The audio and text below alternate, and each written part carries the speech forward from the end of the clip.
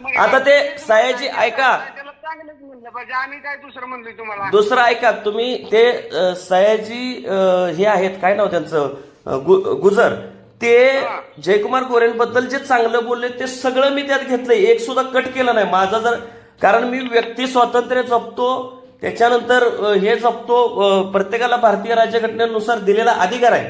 आणि आम्हाला आमचं तर ऐका, ज्या माणसाचं चांगलं आहे त्याला चांगलंच म्हणलं पाहिजे. हो, आणि जिथं चुकीचं आहे ते चुकीचं बी म्हटलं पाहिजे ना. भागासाठी काम केलेलं आहे ते चांगलंच आहे त्यांना सगळ्यासाठी. हा, मग ते चुकीच, आता हे जे चुकीचं आहे ते बी चुकीचं म्हटलं पाहिजे ना.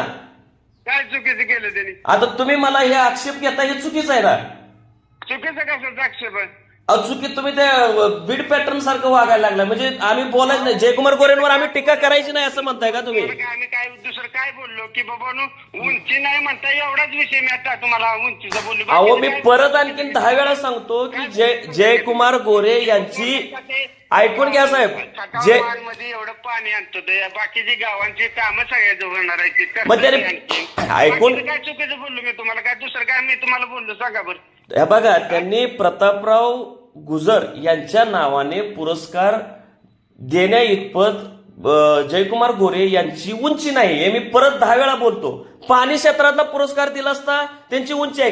ग्रामविकास मंत्री आहेत म्हणून एखाद्याने गावाचा विकास केला, ती त्यांची उंची आहे. तशा लोकांना पुरस्कार त्यांनी जरूर द्यावेत. तुमच्या गावात कुणी चांगली शेती केली असेल, तुम्ही आता ऐका, तुम्ही सोसायटी चांगली चालली असेल, तुम्हाला त्यांनी पुरस्कार द्यावा. भरपूर कामं केली म्हणजे गावानं सुद्धा त्यांचा पुरस्कार केलाय प्रतापराव गुजराचा.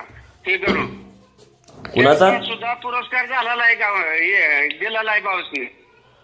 मग ठीक आहे ना, ते तुमचा निर्णय आहे, पण ते मी माझं मत व्यक्त करू शकतो ना की तेवढी त्यांची. आणि बरं दिलाय, आता येणारच आहे, तर मी त्यात बोललो ना, त्यांनी अभ्यास करून यावं, जरा प्रतापराव गुजरांचा इतिहास वाचावा, थोडंसं भाषण चांगलं करावं. मी भाषण बी ऐकेन, मला त्यांचं भाषण आवडलं तर मी कौतुक बी करेन अजून.